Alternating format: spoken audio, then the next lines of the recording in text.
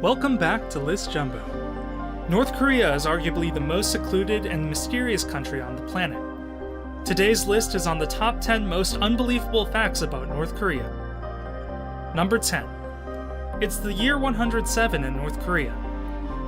Unlike the rest of the world, which follows the Gregorian calendar, North Korea follows their own calendar. The Democratic People's Republic of Korea, or the DPRK, has been used by North Koreans since its official introduction on September 9, 1997. Since then, all newspapers, legal documents, even birth certificates have adopted the DPRK. The calendar consists of what North Koreans call Juche years. Juche years start in 1912, the birth year of North Korea's previous leader Kim Il-sung's. There are no Juche years before 1912, and every year after 1912 is only referenced to in Juche years. So the Gregorian year 1912 is the North Korean Juche year 1. It may be 2018 everywhere else in the world, but in North Korea, it's 107. Number 9. Crime conviction is a family affair.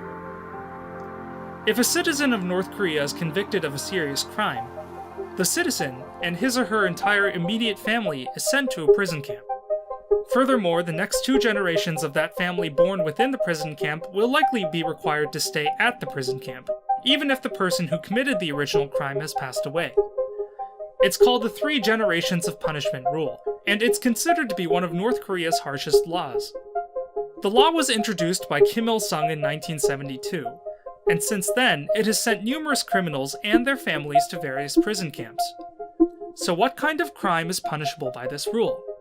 Any crime of a political nature, or having dust on a portrait of Kim Il-sung, or contact with a South Korean, or possessing a Christian Bible. These are just a few of the crimes that will land a North Korean, his entire family, his children, and his grandchildren in a prison camp indefinitely. Number 8. Public school is mandatory, but pricey. All children in North Korea are required by law to attend school. They are also required by law to bring their own desks and chairs. Furthermore, they are required by law to contribute towards the heating cost of their classroom. The financial obligation of mandatory school is simply unaffordable. People in the poorer regions of North Korea can barely afford to put food on their tables, let alone pay for desks and heat at school. However, if they don't send their children to school, they run the risk of being arrested. Since it's the law in North Korea that all children attend school, so bribery runs rampant in the poor regions of North Korea. Parents bribe the teachers to mark their children as attending. This way, the parents don't have to buy the desks or pay for the heat, and they won't get arrested for keeping their children at home. Number 7. Dog meat. This next unbelievable fact stems from the North Korean belief that heat cures heat. In the summer months, when it's really hot, North Koreans try to eat as much spicy food as they can to beat the heat. One of the more popular dishes during these summer months is a spicy dog soup. Dog meat, more commonly known by North Koreans as dangogi, or sweet meat, the majority of dog meat consumed by North Koreans comes from farms, where dogs are raised, like cattle in North America, for the sole intention of being slaughtered and eaten. There are no reliable statistics as to how many dogs are farmed each year. However, estimates hover around the 2 million mark.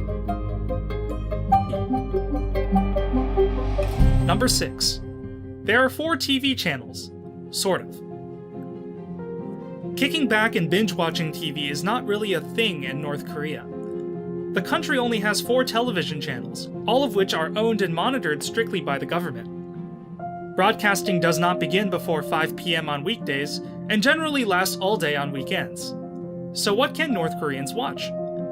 The Korean Central Television, which is the most popular channel, broadcasts a number of different shows, including shows about the Kim family and North Korean news. For a little variety, North Koreans can watch the Mansudae Television, which broadcasts educational programs, or they can tune into the Yongnam Sun, which also broadcasts educational programs. They can watch sports television, which broadcasts North Korean sporting events, but only on the weekends. The sport television doesn't broadcast during the week. Number 5. They have an invite-only city. The city of Pyongyang is a mecca of modernity and boasts several amusement parks, great restaurants, sporting events, excellent schools, and even cell phones. This is, of course, in direct contrast to the poor majority of the country. So why wouldn't everyone just move to the city? Because not everyone is allowed to. The residents of Pyongyang are essentially handpicked by the government. The city was originally comprised of anti-Japanese resistance fighters, family and friends of the Kim government, and extreme loyalists. Today, it all comes down to wealth, health, and government loyalty. Residents are issued a residency card, and anyone else in the country that wants to visit the city must obtain a temporary permit. Pyongyang is one of the world's only completely elitist, invite-only cities. Number 4. Wood-fueled cars. Since North Korea's only trading partner is China, North Korea basically has no gasoline or petroleum products. So what fuels their cars? Wood gas. Wood gas engines were invented in 1839 and were used in World War II, mostly by Germans towards the end of the war. The wood, which burns at a low oxygen, produces carbon monoxide and hydrogen gas. Although it may seem like a smart alternative to gasoline, the environmental consequences of wood gas are catastrophic.